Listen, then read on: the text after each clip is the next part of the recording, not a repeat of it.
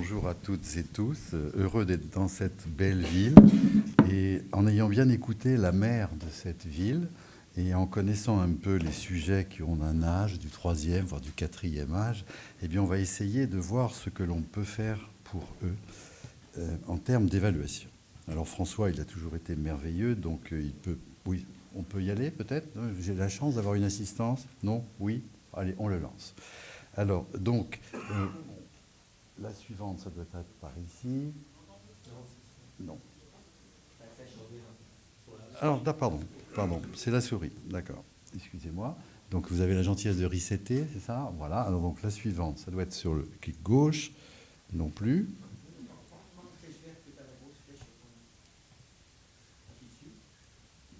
Pardon, donc la souris n'est pas efficace. OK, pas la souris. Donc, la flèche verte, voilà. Alors, les réalités donc, on les connaît tous, c'est-à-dire qu'arrivé au-delà de 75 ans, dans les 80 ans, on peut soit avoir finalement un pic de consommation d'oxygène de 21 millilitres, mais François ou d'autres auront sans doute un pic de VO2 à 42 ou plus de millilitres kilo-minute. Mais ça veut simplement dire qu'un sujet peut avoir le double des capacités d'un autre. Donc ça veut dire que la population à laquelle on est en fait confronté, entre guillemets, qui est de plus en plus nombreuse, eh bien en fait a des capacités très variables. Alors voilà François qui part en Argentine, voilà des dames qui ont eu le courage, selon l'expression de François, de poursuivre des activités physiques assez intenses. Mais en fait, la réalité des gens qui ont plus de 75 ans, la voici. C'est-à-dire qu'on voit ici donc les gens qui, en fonction des différentes tranches d'âge, pratiquent soit de l'endurance, hommes ou femmes, soit des renforcements musculaires. Et donc, qu'est-ce que vous constatez? C'est que finalement, jusqu'à 75 ans, il y a une certaine stabilité. Et qu'au-delà de 75 ans, il y a significativement une baisse du pourcentage de gens qui pratiquent ces activités. Ce n'est pas parce qu'on les a mis à la retraite, ce n'est pas parce qu'ils ont perdu le moral. Pourquoi? C'est parce qu'en fait, la cinétique de perte des capacités varie avec l'âge. Et jusqu'à 75 ans, en moyenne, on perd 1% par an. Mais passé 75 ans, on perd 3% par an. Donc là, il y a vraiment quelque chose à faire. Et donc, j'ai essayé de m'attacher à cette notion qu'il faut faire des choses pour ces gens. Et vous voyez déjà qu'il n'y a plus de spécificité sportive. On leur fait faire autant d'endurance que de résistance. Alors, tout ça, François l'a très bien dit, c'était il y a 20 ans, l'épreuve d'effort, c'était merveilleux, c'était le guideline. Maintenant, on s'intéresse aux Masters Class et je ne m'intéresse plus tellement, en fait, aux recommandations. Elles sont là, vous les connaissez, elles ont été énoncées.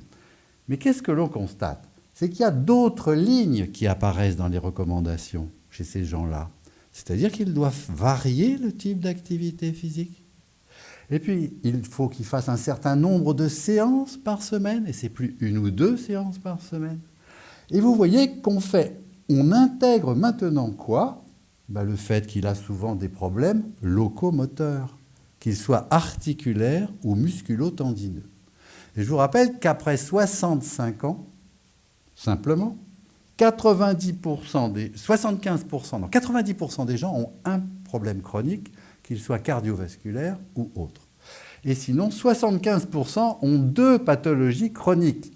Donc il va falloir intégrer ces différentes pathologies, et pas que le cœur.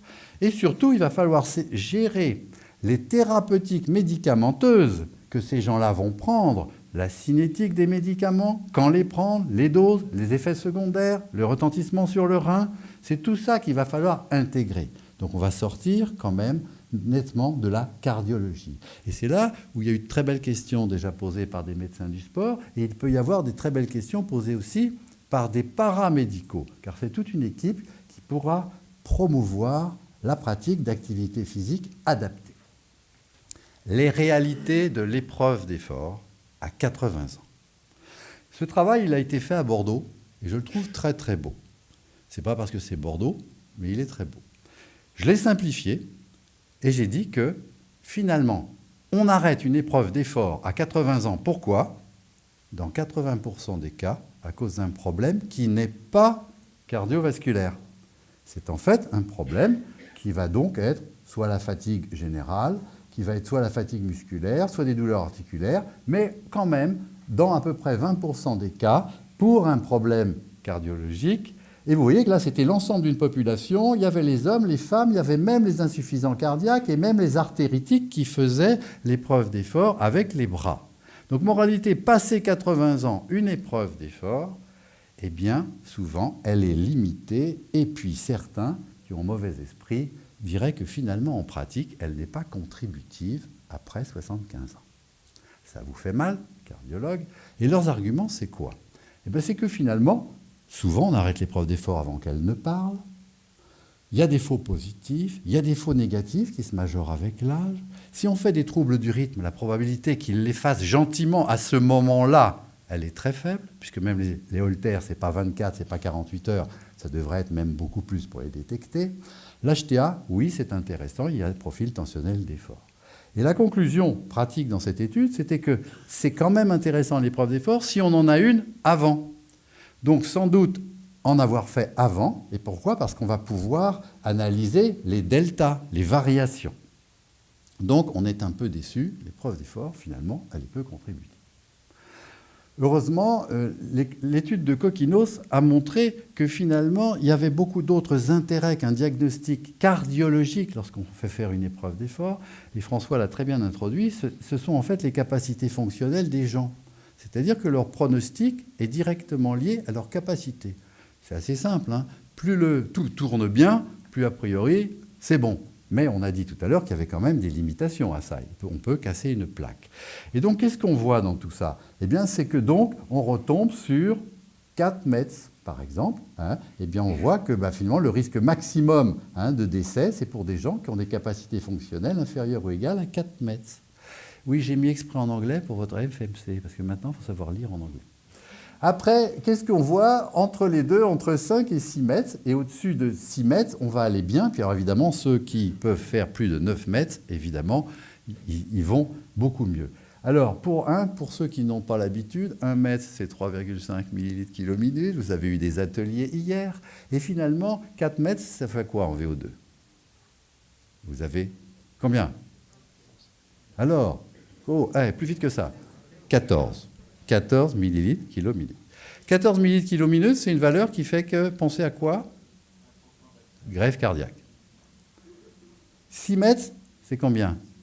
21 ml/km. Ça fait penser à quoi? À l'autonomie. Suivante. Et maintenant, on va voir les réalités du terrain. Monsieur, Madame Dupont, qui a plus de 75 ans, je veux qu'elle puisse vivre bien. Comme dit François, donner de la vie aux années. Ça veut dire qu'elle peut être autonome pour tout faire. Et vous voyez que sa prise en charge personnelle, elle coûte en moyenne 2,5, mais que si je veux me doucher agréablement, ça coûte 4 mètres. Mais prendre sa douche, ça ne dure pas 30 secondes, ça dure au moins 5 minutes. Donc ça veut dire que je suis en endurance quand je prends ma douche. Donc ça veut dire que 4 mètres, ce n'est pas mes capacités maximales, c'est 75% de mes capacités max. Donc, je dois être au moins à 5 ou 6 mètres. Donc, moralité, savoir faire une épreuve d'effort sur un protocole adapté et un ergomètre adapté peut vous permettre de faire beaucoup de choses. Les réalités. François en a parlé. Avec l'âge, les différentes fonctions baissent. Mais différemment. Mais de façon personnelle. Il y a des gens qui vont perdre des capacités respiratoires plutôt que cardiovasculaires. Il y a des gens qui vont perdre des capacités musculo-tendineuses, d'autres articulaires. Donc ça veut dire que la baisse des capacités, en fait, elle est personnelle. Et comment le savoir? Hier, vous avez eu des très très beaux topos qui ont été faits sur l'épreuve d'effort et VO2, analyse des échanges gazeux. Pourquoi analyser les échanges gazeux? Mais c'est pour connaître l'étape limitante du sujet. Est-ce que c'est le poumon? Est-ce que c'est le cœur? Est-ce que ce sont les muscles? Et c'est parce que je suis en train de m'endormir, parce que l'orateur est fatigant? Je ne sais pas. Mais donc, il faut absolument... Alors, les lactates, c'est encore mieux pour le côté métabolique. Mais donc, l'épreuve d'effort avec analyse des échanges gazeux va vous donner beaucoup de renseignements.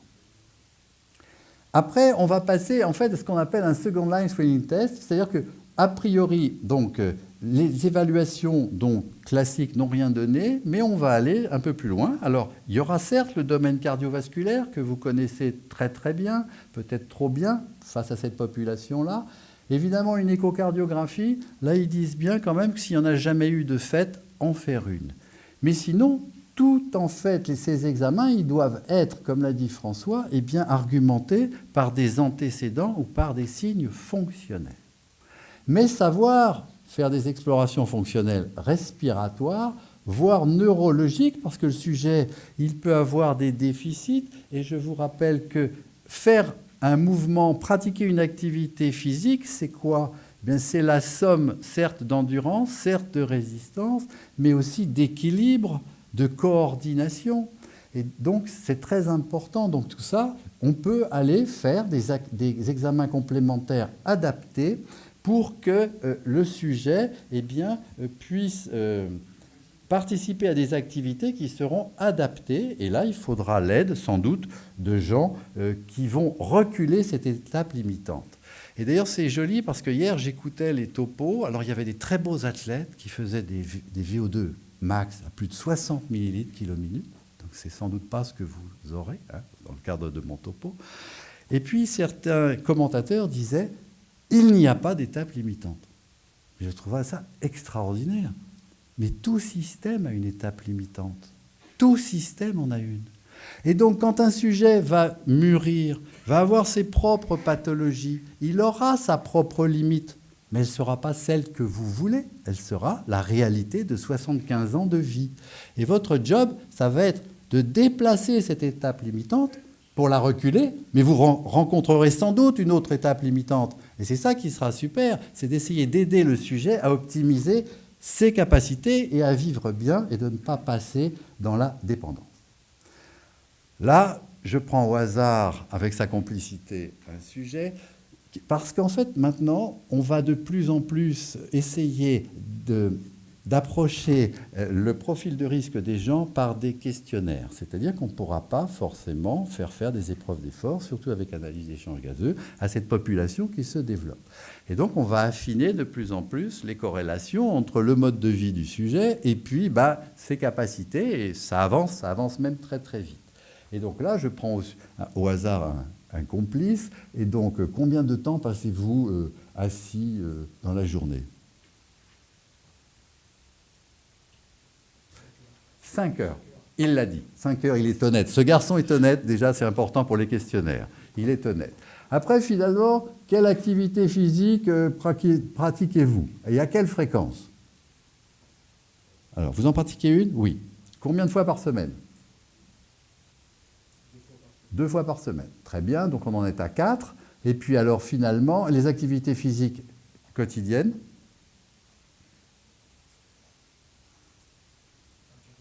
Très bien, donc 15 minutes, donc je suis à moins de 10 comme score total. Voilà. Et donc c'est un brave questionnaire qui a plus de 20 ans, qui est très simple à remplir, et donc on a un score. Alors les scores, évidemment, ça va appeler les commentaires sur les autres scores. François l'a très bien dit, c'est que finalement, quand on a 75 ans, on ne vous présente que des effets et des conséquences potentielles de choses qui sont négatives, mais on ne vous dit pas, si je pratique de l'activité physique, si je fais ceci, qu'est-ce qui se passe ? Et François a eu la gentillesse de ne pas vous dire que c'était le risque létal, d'accident cardiovasculaire létal. Donc on va dire qu'en ce moment, on ne peut pas, parce qu'on n'a pas assez de données, eh bien, pouvoir établir des scores par ce qui est en place, et c'est pour ça qu'il faut travailler sur les différents questionnaires et peut-être les différentes évaluations complètes. Et je tiens vraiment à remercier donc cette mairie qui a dit et fait des belles choses encore dans ce domaine-là. Alors, les réalités maintenant, c'est la dernière dia qui fait mal, c'est qu'en fait, après 75 ans, eh bien, l'espérance de vie pour les hommes, elle est de 4 ans. Alors, venir membre après 75 ans, me disent certains, Verdier, ça va. Alors, vous êtes content, la première cause de mortalité est cardiovasculaire, youpi. Bon, peut-être que c'est mieux de monter le Ventoux et puis de ne pas en venir. Et regardez bien le taux de mortalité entre 70 et 80 ans. Le taux de mortalité, il est de 27. Et regardez après, il passe à 78. Alors ça veut dire quoi? Ça veut dire que vous triplez votre probabilité de décéder après 75 ans. Ça, c'est original comme conclusion. Hein? Donc, moralité, donner de la vie aux années, surtout que les gens se fassent plaisir et soient heureux de vivre, ce sera ma conclusion. Je vous remercie.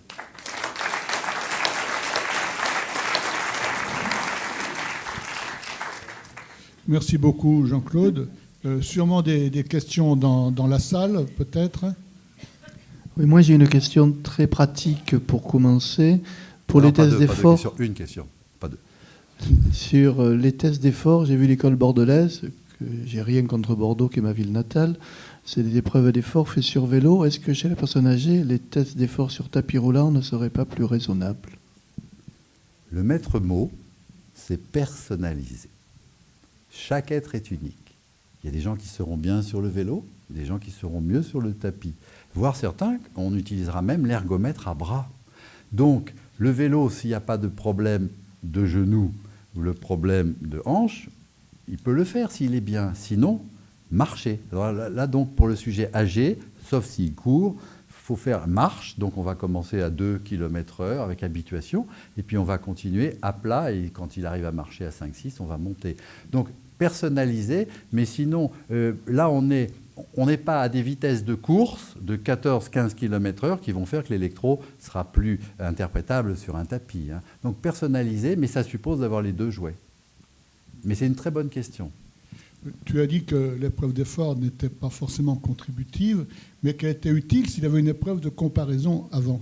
Alors je pense que c'est bien de faire l'épreuve d'effort à 75 ans, parce que quand tu reviendras dans 10 ans nous parler du sport à 85 ans, tu te demanderas, mais où est l'épreuve d'effort que vous avez fait à 75 ans? Nous le ferons. 95 ans, pourquoi pas, hein, mais là, ce sera un autre. Hein. Une question. Vas-y. Oui, Jean-Claude, merci pour ta présentation. Ah, aïe, aïe, là, c'est la grande faculté, la grande science qui intervient là. Oui, c'est ça. Moque-toi, moque-toi. Allez, on y va. Non, tu nous as parfaitement bien rappelé en préambule combien il était important de diversifier les pratiques au-delà d'un certain âge, et en particulier d'introduire dans l'activité physique du renforcement musculaire, parfois même d'ailleurs de le privilégier. Par contre, en termes d'évaluation, tu ne nous as rien dit sur l'évaluation musculaire. Absolument. Alors, je n'ai pas voulu sortir du cadre de la cardiologie, car c'est un séminaire de cardiologie du sport. Mais il est évident qu'il y a tout type d'évaluation pour la force, pour l'équilibre et même pour la coordination. Et la plupart de ces tests ne sont pas faits par des médecins, elles sont faits par des paramédicaux qui font ça merveilleusement. Et je ne prétendrai pas l'argumenter mieux qu'ils ne sauraient le faire. C'était hors de mon propos en 15 minutes. Mais je te remercie de cette intervention pertinente.